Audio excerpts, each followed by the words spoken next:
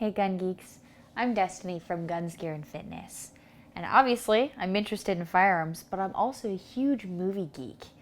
And this video is going to center around those two loves together, guns and movies. Specifically, my top 10 things that movies get wrong about guns. Now this is just a personal list, so if there are some things that I don't include, feel free to add your own in the comments. We'll start with number 10 being like the least ridiculous things that I've noticed that gun movies get wrong about guns, and we'll work all the way up to number 1, which will be the most just silly, ridiculous nonsense that I've seen about guns in movies. Starting with number 10, cocking a hammer on a Glock? Now, I definitely geek out when a character draws a firearm that I recognize. That's a game in and of itself. But then they bear down on the bad guy and I hear click, click, that very distinct sound of a hammer cocking. Problem is, Glocks are striker fired. They don't have a hammer to make that noise. Related to that is number 9, firearm drawing sounds. Now, I've practiced drawing a firearm because I concealed carry, so I like to have that motion in my muscle memory. So having performed that action a number of times, I have never heard any of the crazy metallic clicking and clacking and sliding sounds that you hear in movies when a character draws a gun. It's like shink, shink, click, click, click, clink. Like, what? That doesn't even make sense. Let me get Professor Des over here to kind of better illustrate what I'm talking about. Hello students, I'm Professor Des.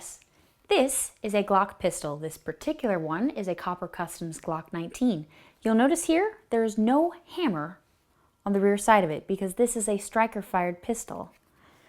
I do have an example of a firearm with a hammer right here. This is the Smith & Wesson Model 500, and I'll put this close to my microphone so you can hear. Very distinct noise when the hammer is cocked. No hammer, no noise. Next lesson. Firearm drawing noise, lesson number 9. This is a leather holster by Savoy Leather. Inside is a Springfield 1911 Range Officer in .45. I'm going to hold this by my microphone so you can hear just how noiseless it is compared to the movie magic. Little bit of fabric sound. I'll do it once more. Fairly quiet, no metallic clicking or clacking or grinding. Let's try a different holster. This Aegis Armory holster, in which is held the Beretta M9, has Kydex as well as leather. I'm going to hold it by my microphone so we can compare the sound here. Let's move this clip. Ready? A little bit of plastic noise. We'll do it one more time though.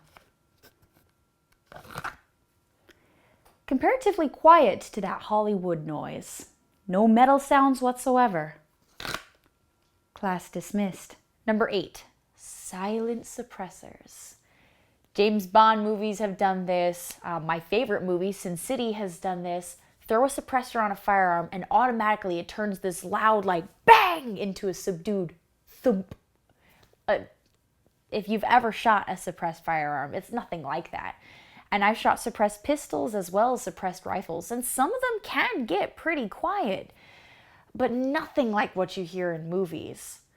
Molly, show us this like super secret spy silenced suppressor. All right, Mr. Big Movie Producer guys, you need to be listening up right now.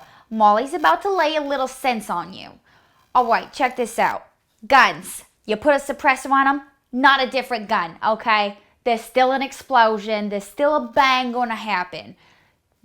Spend some money on that big Hollywood budget and find out what a real gun sounds like, all right? Really.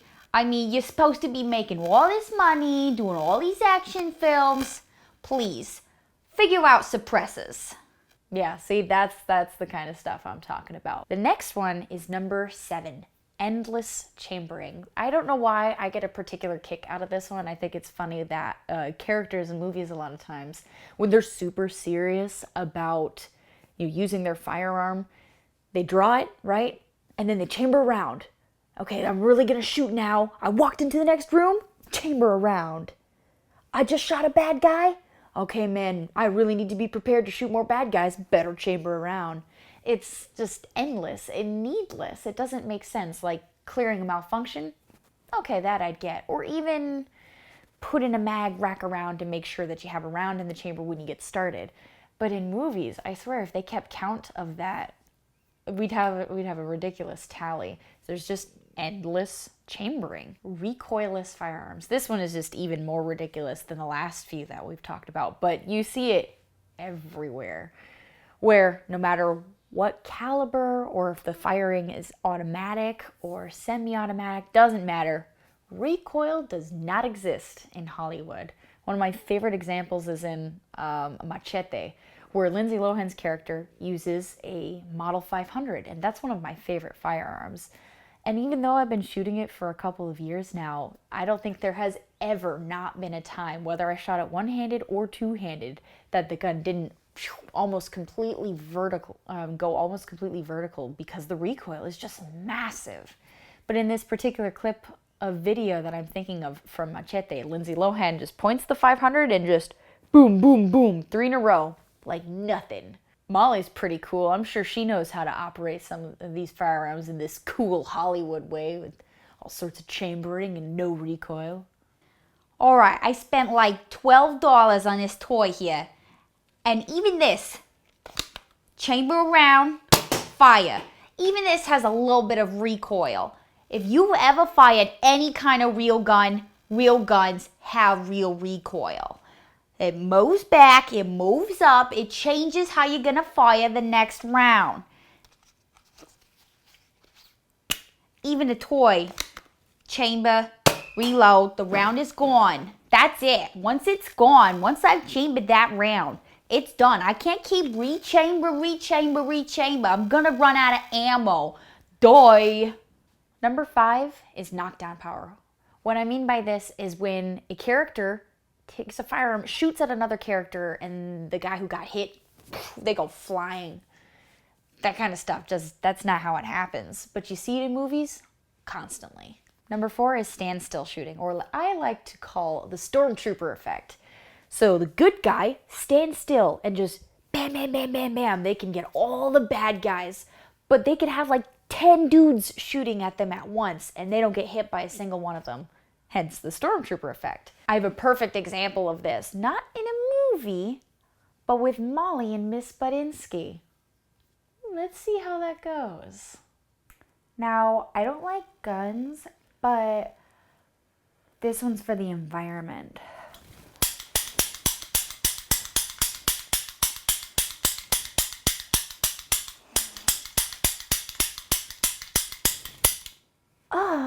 I like totally missed with every shot. OMG, this is dumb. Excuse me? Are you pointing a gun at me? For real, are you pointing a gun at me? I don't think so. Ooh, looks like that didn't work out very nicely for Miss Budinsky. Hope she's okay. We've made it up to my top 3 most ridiculous things about guns in movies. 3 is the instant death syndrome. I see this in, I especially like it in old movies just because it's very silly and that's just not how the real world works. But you know what? I think I heard hippie chick say she wanted to get in on this. Uh-oh, hope Miss Budinsky makes it out okay with this one. Climate change is America's greatest threat. Sorry, I told that hippie chick she had to buzz off because Miss Budinsky and me, we got unfinished business. Miss Budinsky, are you still pointing a gun at me? Are you kidding me? Are you crazy? You're pointing a gun at me again? Oh no. Guess what? Oof. Yeah, that didn't look very good for her. We have 2 more. Okay, we made it to the last 2. My favorites, personally. Endless ammo.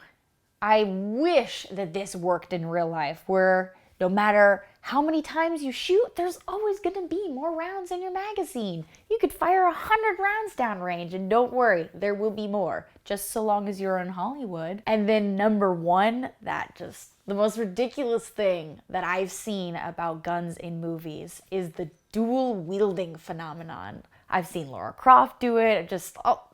It's ridiculous. In real life, there's a thing called recoil. You know what I'm talking about.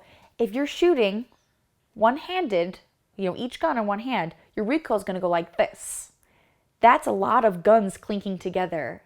There's nothing practical about that, or efficient, or effective, or functional at all. It's completely ridiculous. And just to demonstrate how completely ridiculous this is, I've brought back, by popular demand, one of my most ridiculous acquaintances in the firearms world. Some may know her as Gun Bimbo. Oh my god, this is so cute! How do these even work? I am so good at this! Oh my god! Do you see how tough I am? Look how tough I am. Look, see? Oh, I'm so tough. Does this gun make me look hot? Oh my god, you know what would be better than just this one gun? It's really cute, but 2 guns. Do you want to see me shooting 2 guns? Oh my god, but wait. But first, let me take a selfie.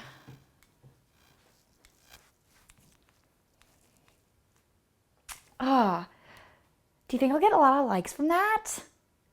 Maybe I should take another selfie. Oh yeah, that's definitely better. Okay, 2 guns. Oh my god, you guys, look at this. Oh my gosh, I am so tough. Shooting 2 guns, yeah. Check this out. This is so cool. Oh my god, these are so cute.